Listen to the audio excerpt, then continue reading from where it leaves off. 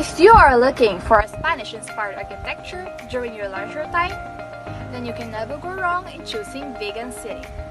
Because here in Vigan, you are like traveling, going back to Hispanic era. Vigan City is best known for Calle Crisologo. It is a well-preserved cobblestone street that's lined with ancestral houses that was built way back 16th century. During daytime, Calle Crisologo is a busy commercial district because there are a lot of local businesses or shops that are selling quality antiques, furniture, and jewelry pieces. So if you want to indulge yourself with souvenir shopping, eating native food products, snug world-class handmade clothing, blankets, and other accessories, then the busy street of Calle Crisologo is perfect for you. And if you are tired roaming and walking around, then you can ride Kalesan, a horse-drawn carriage. It is a traditional mode of transportation in Vigan City that can take you around Calle Crisologo. During nighttime, it is totally different in Calle Crisologo. You will be mesmerized with the scenes around. There are perfect lightings on the road for a good ambience. Calle Crisologo transforms into a dining strip during nighttime, where you can enjoy famous delicacies and drinks to cap the night off. So what are you waiting for? Let's have fun in Vigan! RC Mansion in Vigan, Ilocos Sur. Have you ever wondered how it must have felt during the Spanish and American colonial periods? At the RC Mansion in Vigan, Ilocos Sur, you'll get to experience that, complete with period costumes. As soon as you arrive, you are given welcome drinks and ushered into the costume room. They have a variety of costumes to choose from, ranging from well ilustrado garb to the simple indio, a gobernadorcillo, military officer, bishop, or monk. They even have a Chinese costume, since Vigan was known to have a lot of mestizos de sangre. You basically come as you are and try out their costumes. After you change into your costumes, you'll be ushered into a room for souvenir photos colonial style, complete with all the props, which includes large chairs, vases on pedestals, and large fans for the ladies. After that's done, it's time for dinner. The dining room is air-conditioned, so don't worry about eating in your costumes. They serve local Ilocano food, and while eating, you are serenaded with vernacular folk songs.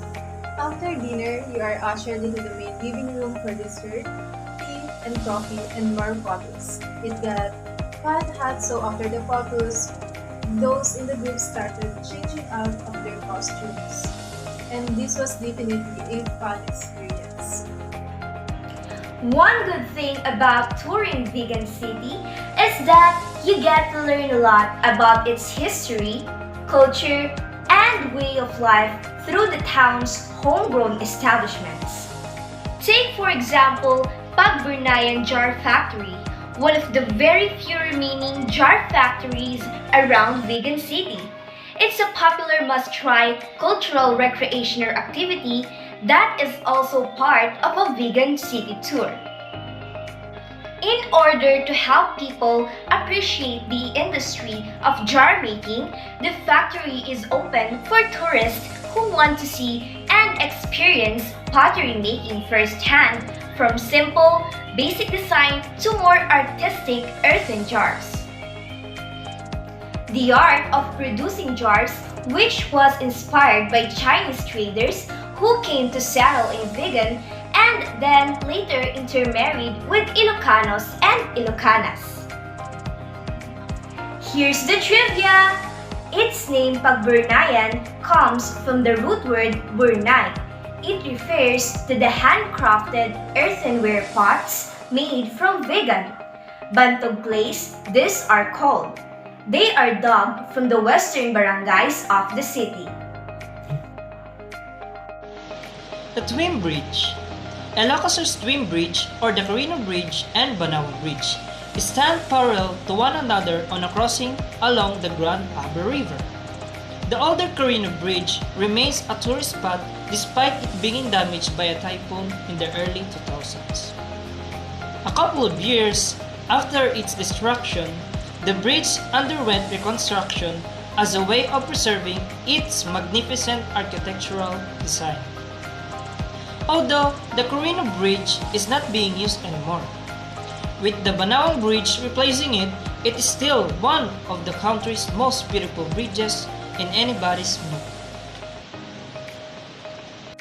One good thing about touring Vegan City is that you get to learn a lot about its history, culture, and way of life through towns homegrown establishments. Take for example, the Baluarte Resort in Minido is one of the main attraction and destination in Vegan Ilocos. Visiting Vegan in Ilocos is never complete without going to Baluarte Zoo. A free admission zoological park located in Talindeg Village and owned by former Governor Luis Cabin Singson. Visitors can start with visiting the lions, Bengal tigers, peacocks, civet cats, iguanas, pythons, and other reptiles and birds. In this part of Baluarte, people will also be able to see the Philippine cold rat, a nocturnal animal endemic to Philippine cold area. From the cage animals, visitors can move on the fenced areas where they can visit monkeys, swan, flamingos, ostriches, albino, and spotted deer and the one-half carpet cow. Children are allowed to sit on the top of bigger animals, but if they really want to ride, they can go to the tracks, where they can ride the miniature horses for a crucial encounter with the animal. Visitors may choose to visit and feed the parrots and hornbills that are placed in a more open area where visitors can openly approach them with bananas and seeds. There are also scheduled show and tell times when audiences are introduced to the animals. An added attraction is the butterfly garden where one can observe thousands of butterflies, some endemic to the Philippines, or have a more serene interaction with an animal species. Visitors from all parts of the Philippines and other countries flock to Baluarte every day for this well-cared for animals attraction and for a chance to meet with the owner of this magnificent property. Governor Singson does not only generously shares his private collection of animals with everyone, he also gives in to request of tourists for pictures to be taken with him. Good day, my name is Miltimas F. Pedemonte, and I want to introduce to you the Bantay Church Bell Tower in Vigan City. Do you know one of Vigan's most iconic symbol is the Bantay Church Bell Tower? First built in 1591, it served as the town's watchtower before being turned into Bell Tower. It was known as Diego and Gabriel Silang's favorite bait spot during the 17th century. Nothing else can give you the best view of Vigan than the Bantay Church Bell Tower. To get there, you'll need to climb a winding staircase to get to the top of the brick structure, where you'll find an enormous bell hanging right in the middle of the tower. Good day everyone, I am Julia and the Barbie and I will share to you one of the famous place that I like in Vigan City, which is the Ilocos Sur Adventure Zone.